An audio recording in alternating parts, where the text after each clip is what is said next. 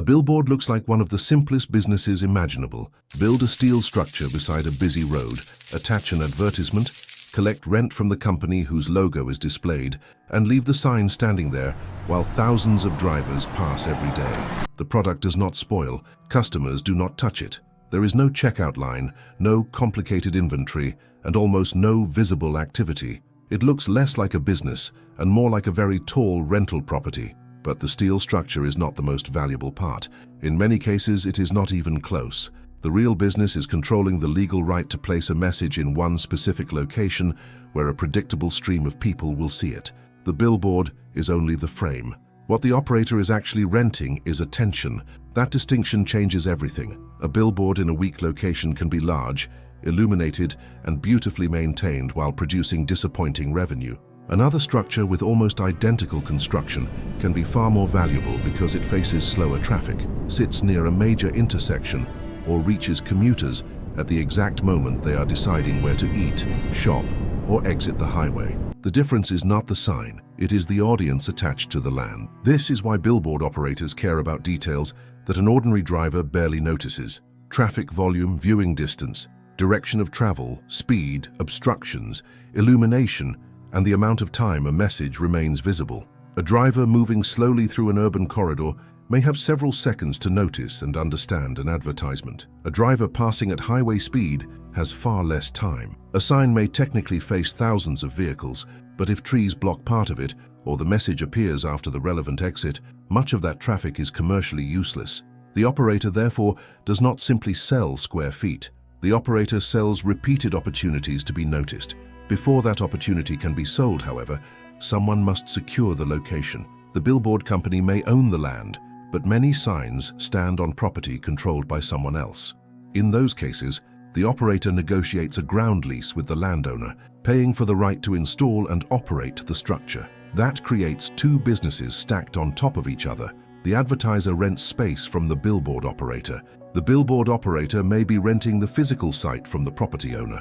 Revenue enters from one direction while land payments leave in another. And unlike an ordinary retail lease, the value of that ground agreement can depend heavily on what local authorities permit the operator to build. Outdoor advertising along major American highways is regulated through a mixture of federal, state, and local rules.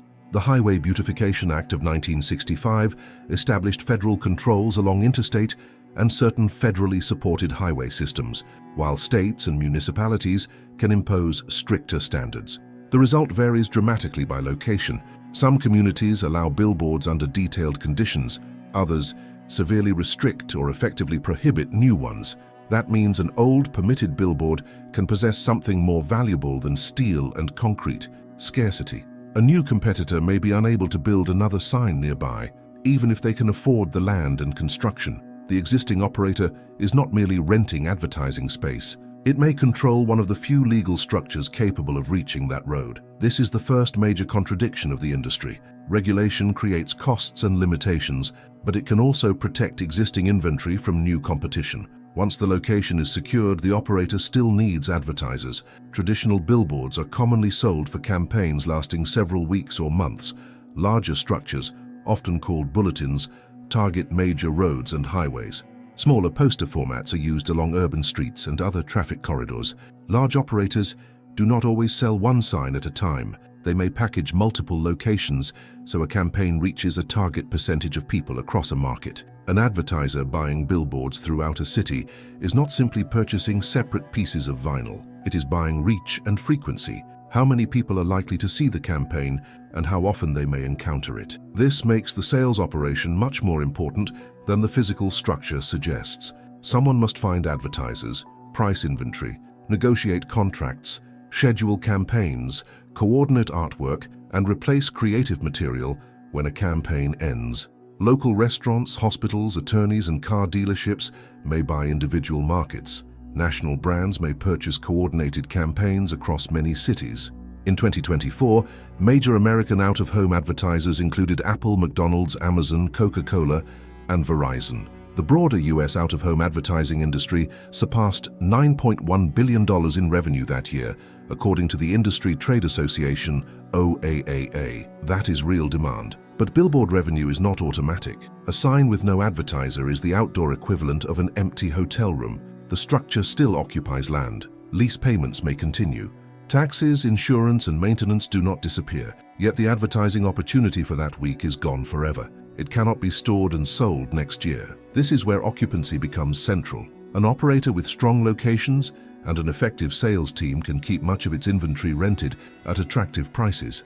A weaker operator may fill signs only by discounting them. That can protect short-term cash flow, but it may also train advertisers to wait for lower prices. The apparent simplicity hides a perishable product. The sign is permanent. The time available on it is not. Static billboards add another limitation. A printed display normally carries one advertiser at a time. Changing the campaign requires new creative material, printing, and installation. Digital billboards alter that equation. Instead of displaying one advertisement continuously, an electronic billboard can rotate several campaigns, often changing every few seconds. Creative material can be uploaded without sending an installation crew to replace a large sheet of printed vinyl. Campaigns can also be changed more quickly for different events, promotions, or time periods. The economic effect can be dramatic. Lamar Advertising, one of the largest outdoor advertising companies in North America, reported approximately 159,300 billboard displays at the end of 2025. Only about 5,500 were digital, roughly 3.5% of the total billboard count. Yet those digital billboards generated approximately 33% of the company's billboard advertising revenue. That does not mean every digital conversion will produce the same result. Digital signs usually require stronger locations, significant capital, electricity, technical maintenance, and regulatory approval. But the comparison reveals the hidden leverage. A premium location that previously held one advertiser can now sell time to several advertisers in rotation. The operator is no longer monetizing only the surface area. It is dividing the day into repeated slices of attention. The structure begins to behave more like a media platform. That transformation also creates new costs. Digital displays consume electricity and require electronic components, remote monitoring, and specialized repairs. A failed module can produce visible black patches. A complete outage turns a valuable screen into an expensive blank rectangle. Static signs have their own burdens. Printed creative must be produced, transported, and installed. Structures need inspections. Lighting systems fail. Storms can damage panels. Vegetation can obstruct visibility. Landowners must be paid, and local rules must be followed. The business may look motionless from the road, but behind the sign is a network of salespeople, installers, technicians, designers, property specialists, and regulatory teams. This is where one failure can begin spreading. Suppose a local market weakens and advertisers reduce spending. Occupancy falls, so the operator discounts inventory to bring customers back. Lower prices reduce the revenue available for maintenance and sales. A poorly maintained sign becomes less attractive, while the strongest advertisers concentrate on better locations. The landowner still expects payment. If the ground lease was negotiated around optimistic revenue, the location may become barely profitable. The operator may attempt to renegotiate, remove the structure, or simply tolerate weak returns, because rebuilding elsewhere could be impossible.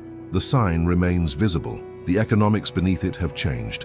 Lamar's history illustrates why scale and digital conversion became so important. The company built a large network of traditional billboards, logo signs, and transit displays across the United States and Canada. That physical network created local coverage and relationships with advertisers. As digital technology became practical, Lamar did not need to invent new traffic corridors. It could focus digital investment on locations it already understood, subject to approval and economic return. By the end of 2025, its digital inventory remained a small fraction of the total number of billboards, but generated a much larger share of billboard revenue.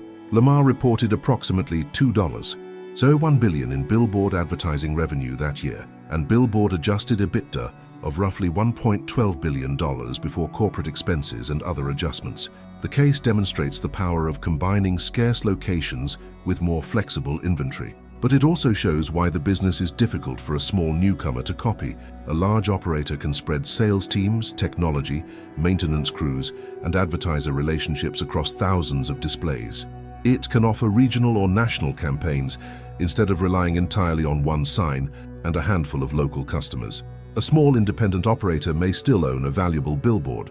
In fact, one excellent permitted site can outperform a collection of mediocre locations, but concentration creates risk. A road project may alter traffic, a new building may block visibility, a major advertiser may leave, a land lease may expire. Local rules may prevent replacement if the structure is removed or damaged beyond a certain point. The best case outcome is a legally protected billboard in a high-traffic location with clear visibility, a stable ground lease, and consistent advertiser demand. A digital conversion, when permitted and economically justified, can allow the operator to serve multiple advertisers and change campaigns efficiently. A realistic, successful outcome is less spectacular. The sign remains occupied most of the year, prices are competitive, maintenance is controlled, and the owner earns a steady return without pretending the structure is effortless income. A weaker outcome begins with an average location and inconsistent demand. The operator discounts frequently, advertisers rotate without loyalty, and land costs consume a growing share of revenue. The failure scenario occurs when the location loses its commercial usefulness or legal protection. Traffic patterns change, visibility is obstructed, permits cannot be renewed, or the ground lease becomes too expensive. The steel may still be standing, but the scarce attention that justified it has disappeared. So the billboard business is not primarily about building the largest sign. It is about controlling the right sign in the right legal location, facing the right people, and keeping that attention sold. The structure is what drivers see. The real asset is the small regulated piece of the public's attention that exists around it.